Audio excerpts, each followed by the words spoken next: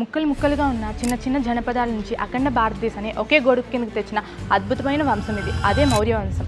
కౌంటిల్ని యొక్క మేధస్సు, చంద్రగుప్త మౌర్యుని యొక్క పరాక్రమం, ఈ రెండు తోడే అలెగ్జాండర్ సైన్యాన్ని సైతం గడగడలాంచినటువంటి వంశం ఇది. పాట్లీపుత్రం నుంచి మొదలైన దీని యొక్క ప్రస్థానం హిందూకుష్ పర్వతాల నుంచి దక్షిణ భారతదేశం వరకు కొనసాగింది.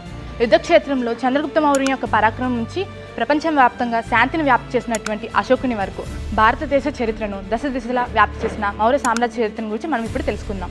క్రీస్తు పూర్వం 321లో చంద్రగుప్త మౌర్యుడు కౌటిల్య సహాయంతో మౌర్య సామ్రాజ్యాన్ని స్థాపించాడు. అయితే వీరి యొక్క రాజధాని పాట్లీపుత్రం. మౌర్య సామ్రాజ్య స్థాపనలో కౌటిల్యునిది ఒక కీలకమైన పాత్ర. ఇతను అర్థశాస్త్రం అనే ఒక గ్రంథాన్ని రచించాడు. వీరి కాలంలో గ్రీక్ రాయబారి అయిన మెగస్థనీస్ మౌర్య సామ్రాజ్యాన్ని సందర్శించి ఇండికా అనే ఒక గ్రంథాన్ని రచించాడు.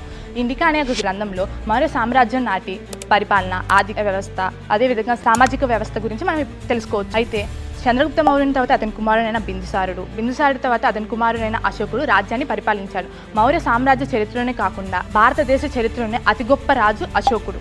అయితే అశోకుడి జీవితాన్ని క్రీస్తు పూర్వం 261లో జరిగినటువంటి కళింగ యుద్ధం అతని జీవితాన్ని మార్చివేసింది. ఇతను బౌద్ధ మతాన్ని స్వీకరించాడు. బౌద్ధ మత వ్యాప్తి కోసం అతని కుమారుడైన మహేంద్రవర్మను, అదేవిధంగా కుమార్తె అయిన సంగమమిత్రను శ్రీలంకకు పంపించాడు.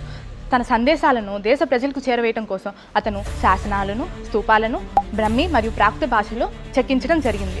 సారనాథ్లో ఉన్న సాంచి స్తూపంలో ఉన్న 4 సింహాల చిహ్నాన్ని మన దేశ ఎంబ్లంగా, అదేవిధంగా దానిలో ఉన్న అశోక చక్రను మన దేశ జెండాలో కూడా స్వీకరించడం జరిగింది. అయితే మౌర్య సామ్రాజ్యంలోనే చివరి రాజు బృహద్రథుడు. ఇతను అతని సేనాపతి అయినటువంటి పుష్యమిత్ర శృంగుని చేతిలో మరణించడంతో క్రీస్తు పూర్వం 158వ సంవత్సరంలో మౌర్య సామ్రాజ్యం అంతరించిపోయింది.